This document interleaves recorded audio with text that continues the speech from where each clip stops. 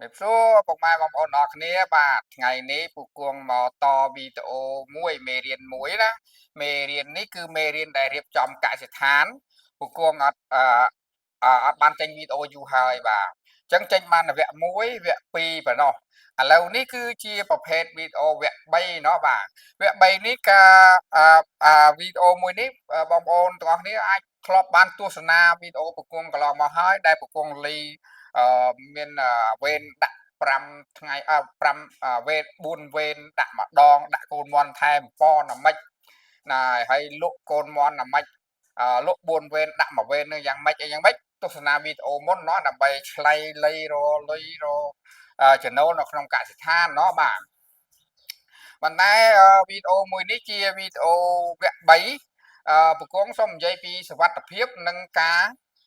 ថែទាំเนาะបាទសវត្ថភាពនិងការថែទាំ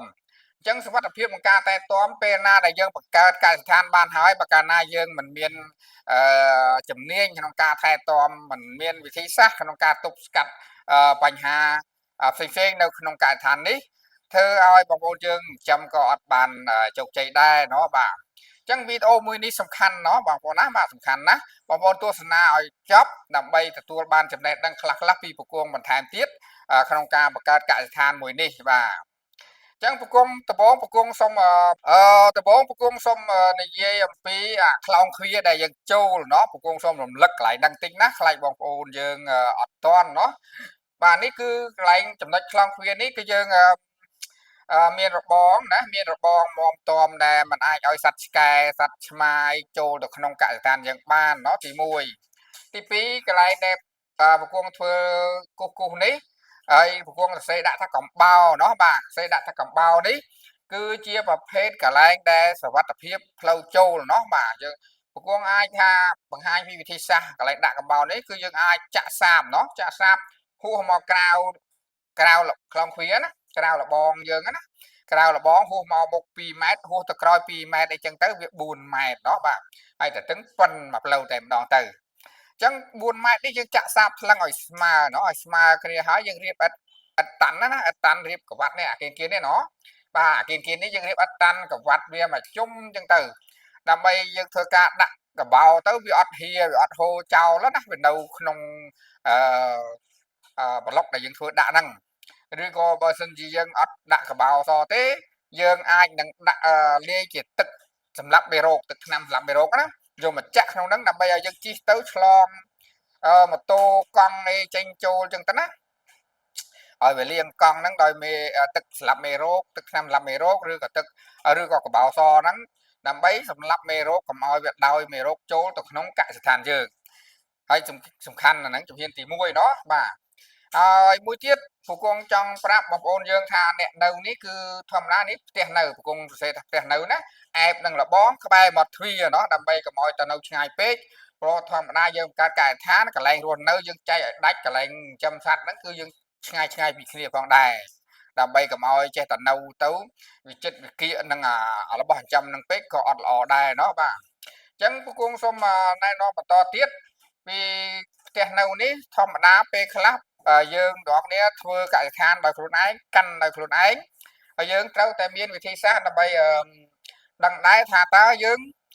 គួរថែរក្សាគួរប្រុងប្រយ័ត្នអ្វីខ្លះដើម្បីឲ្យវាមានសុវត្ថិភាពនិងការថែទាំនេះអញ្ចឹងយើងគួរធ្វើយ៉ាងម៉េចខ្លះเนาะបាទបន្ទាប់ពីដាក់កបោលហើយប្រគង់សូមបញ្ជាក់ថាបើសិនណាជាបងប្អូនយើងប្រើដៃគូเนาะដៃគូសហការដែលគេនៅមើលថែឲ្យយើងហ្នឹងណាបាទទី1ពង្គង់អត់ចង់ឲ្យខាងដៃគូសហការយើងនឹងចេះតែចេញដើរហើរទៅពីទៅពីទេណោះដើម្បីសុវត្ថិភាពខាងក្នុងកសិដ្ឋានគឺមិនត្រូវឲ្យគាត់ដើរហើរទៅពីទៅពីទេបើសិនណាជាកសិដ្ឋានគេធំដែលពង្គង់បានរៀនសូត្រពីគេមកនោះគឺ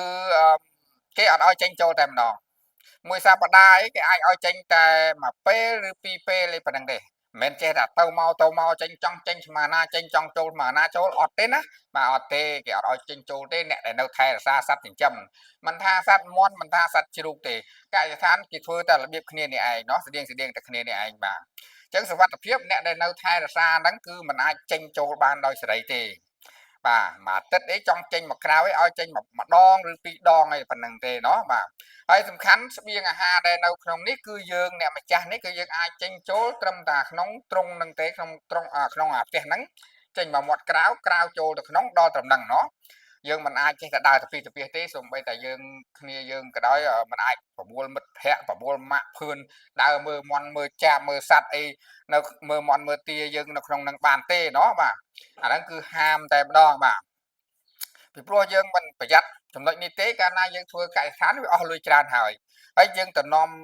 មិត្តភ័ក្តិនាំម៉ាក់ភឿននាំអ្នកខាងក្រៅចូលមកគឺយកជំងឺមកចម្លងឲ្យក្នុងកសិដ្ឋានយើងធ្វើឲ្យយើងបរាជ័យហើយបាទ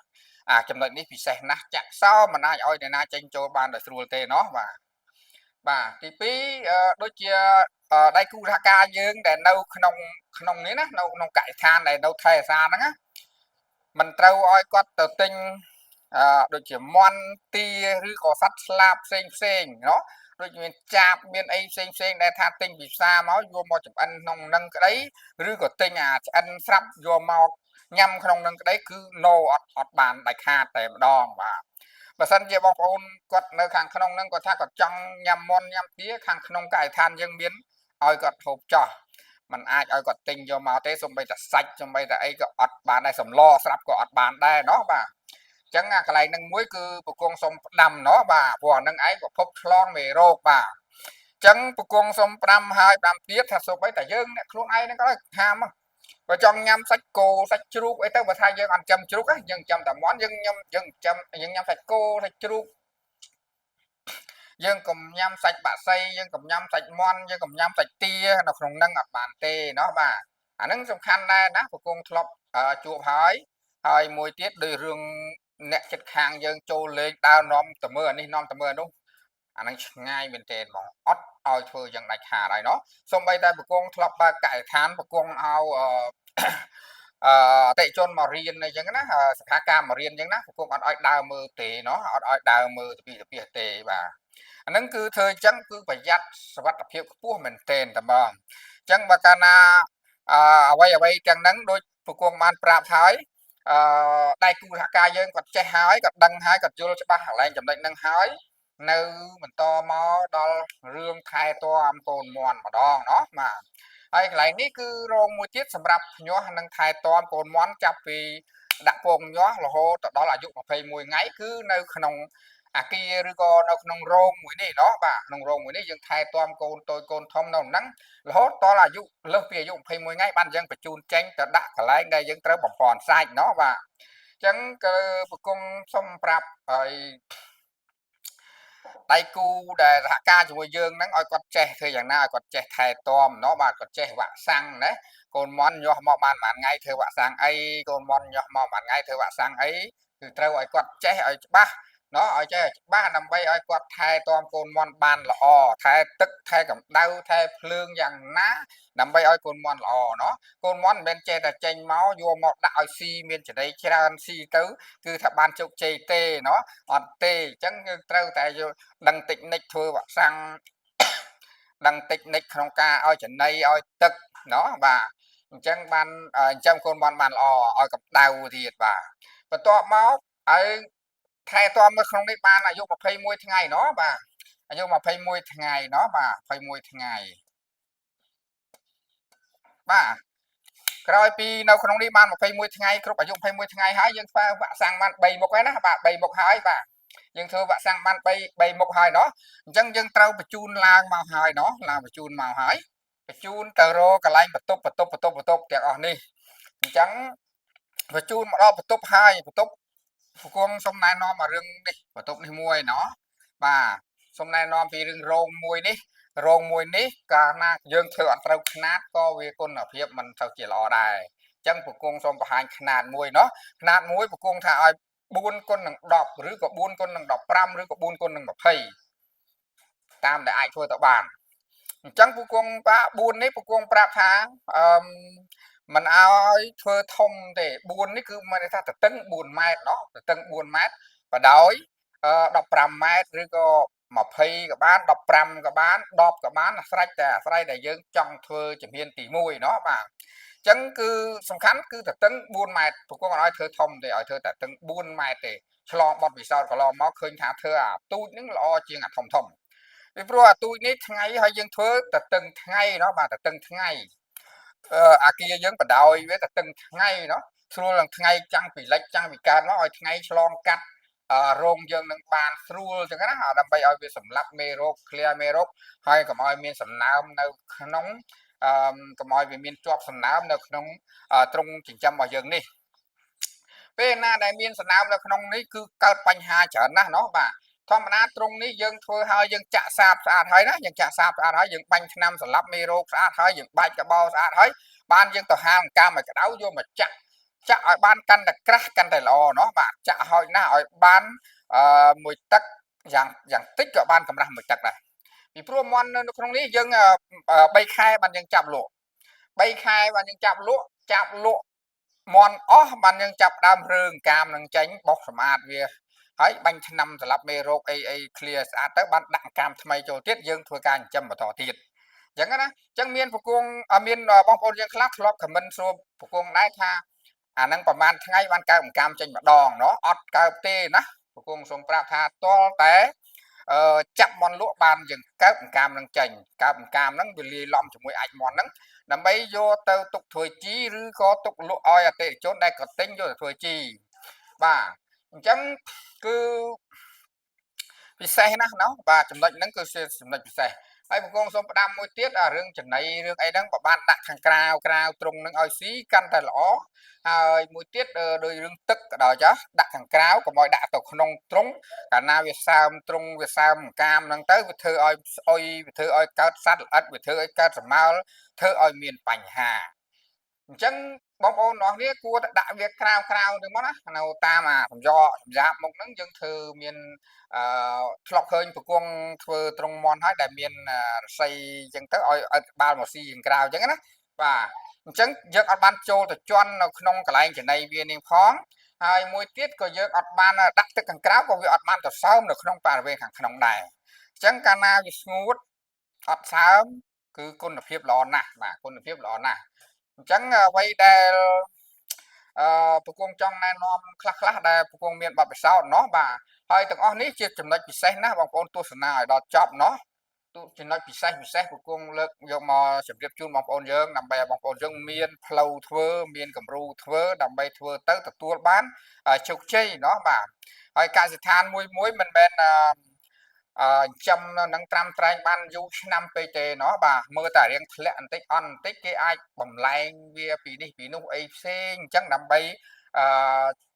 ដកឃ្លាវាដើម្បីធ្វើវគ្គក្រោយទៀតអញ្ចឹងเนาะបាទអញ្ចឹងពូគង់ក៏មិនណែនាំឲ្យបងប្អូនទាំងអស់គ្នាមកដល់ធ្វើឲ្យរោមណាច្រើនសឹកសពបានថាកសិដ្ឋានទេអ្វីដែលត្រូវមានសំខាន់ដំបូងគឺយើងមានលបងបន្ទាប់មកគឺយើងត្រូវមានមេបាពូជเนาะនេះឥឡូវនេះខ្ញុំដាក់ពូគង់ថាដាក់ថាមេបាអញ្ចឹងយើងត្រូវមានរោងមេបានេះសិនเนาะបាទត្រង់ជំហានទី1គឺយើងមានអាហ្នឹងណាអញ្ចឹងយើងទិញមេបាបញ្ចូលមកเนาะមេបា50ក្បាលឬ100ក្បាលអីអញ្ចឹងយើងស្ទាបវាសិនណាយើងអត់ទាន់ធ្លាប់យើងកុំសម្រុកខ្លាំងពេកដោយសារយើងដាក់វា100ក្បាល150ក្បាលដើម្បីយកបទពិសោធន៍សិនเนาะយកបទពិសោធន៍បដើយើងធ្វើបដើកុំបង្ខំពេកเนาะបាទហើយសូមបើសិនណាជាយើងមានការប្រុងប្រយ័ត្នដោយពងថាហើយដាក់មេប៉ុណ្ណឹងមកអនាគតល្អเนาะបាទមានជំនាញក្នុងការថែទាំអីច្បាស់សិនចាំយើងបន្តបរិយាទៅទៀតដូចនេះគេថាត្រង់ទី1នេះត្រង់បំពន់ទី1បំពន់ទី2មិនចេះតែធ្វើទេឧទាហរណ៍ថាបងប្អូនអរគ្នាធ្វើអាតតឹង4ម៉ែត្របដោយ15ម៉ែត្រមួយហើយវានៅតែបន្តរីកចម្រើនទៀតយើងធ្វើទី2បន្តរីកចម្រើនទៀតយើងធ្វើទី3เนาะព្រោះយើងកុំធ្វើច្រើនអស់លុយភ្លាមតែម្ដងយើងអាចរកប្រាក់ចំណូលនៅក្នុងហ្នឹងបានចាំយើងបន្តបរិយាវាមួយជំហានเนาะបាទដើម្បីកុំឲ្យយើងចាយដើមទុនធំពេកเนาะបាទហើយពូគង់សូមបញ្ជាក់មួយទៀតเนาะពេលនេះពូគង់សរសេរលេខ20នេះណាបានន័យថានេះចន្លោះពីរោងមួយទៅរោងមួយនេះដាច់ពីគ្នា20ម៉ែត្រ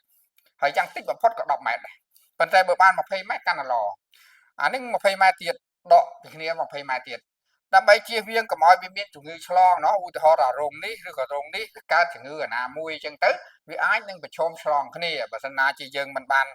clear វាឲ្យដាច់អញ្ចឹងទេគឺវាអាចនឹងឆ្លងនេះទៅទាំងអស់គ្នាហ្មងអានឹងពិបាកទប់ហើយបាទអញ្ចឹងពងសូមណែនាំថាឲ្យធ្វើដាច់គ្នាអញ្ចឹងទៅហើយបានតែតឹងថ្ងៃ15នាទីមែនតែតឹងថ្ងៃហើយយើងលៃវាអញ្ចឹងទៅណាបាទហ្នឹងហើយឥឡូវនេះពងបានបញ្យល់បដាហើយបើសិនណាជាពុកម៉ែបងប្អូនអរគ្នានឹងមានចម្ងល់ក្នុងសាច់រឿងនេះណាក្នុងសាច់រឿងនេះមានចម្ងល់កន្លែងណាបងប្អូនអរគ្នាអាច comment នៅក្រោមវីដេអូเนาะបាទ comment នៅក្រោមវីដេអូទៅពងចេញវីដេអូថ្មីមួយទៀតដើម្បីជាជំនួយការដល់បងប្អូនអរគ្នាសម្រាប់បងប្អូនអរគ្នាធ្វើទៅអនុវត្តទៅមានគំរូធ្វើเนาะមានគំរូធ្វើមានប្លង់ធ្វើเนาะបាទអញ្ចឹងពងអត់មានទុកដាក់លាក់លៀមអីទេពេលអ្វីដែលពងធ្លាប់ឆ្លងកាត់កន្លងមកពងតែងតែយកមកចែករំលែកឲ្យអស់ដើម្បីឲ្យបងប្អូនអរគ្នាធ្វើកើតចឹងណាបាទធ្វើកើតធ្វើទៅបានសំប្រកបចឹងណាពងអត់មានប្រាប់អានេះខ្វះអានោះប្រាប់អានោះខ្វះនេះទេពងតែងតែទឹកចិត្តពងចង់ឲ្យតែបងប្អូនយើងហ្នឹងតែទស្សនាឲ្យតែធ្វើទៅវាបានសម្រេចទៅពងក៏អដែរเนาะបាទអញ្ចឹងពងតែងតែចែករំលែកបងប្អូនយើងអរគ្នាហើយវីដេអូនេះសម្រាប់បងប្អូនអរគ្នាដែលទស្សនាថ្មីសូមជួយ Subscribe Channel ឲ្យពងម្នាក់មួយផងបាទហើយសម្រាប់បងប្អូនយើងដែលទស្សនាសូមជួយ like មេដៃនិង comment ល្អលើកទឹកចិត្តពងបើពងឃើញបងប្អូនយើងចូលចិត្តមាន comment មានមតិច្រើនចង់បានធ្វើអីចង់បានពីអីបន្តទៀតនោះបងប្អូនយើង comment ទៅពងនឹងលើកយក comment នោះយកមកធ្វើវីដេអូបន្ថែមទៀតដើម្បីឲ្យបងប្អូនយើងដែលចិញ្ចឹមចង់ចិញ្ចឹមទៅវាមានសុវត្ថិភាពចឹងเนาะបាទហើយដោយវីដេអូមុនពងមានបរៀនហើយពិធីសាសលាយចំណីមន់វិធីសាស្ត្រថែទាំឥឡូវនេះនៅចុងក្រោយនេះនៅមានវីដេអូតមួយទៀតពងនិយាយពីរឿងថ្នាំអីខ្លះដើម្បី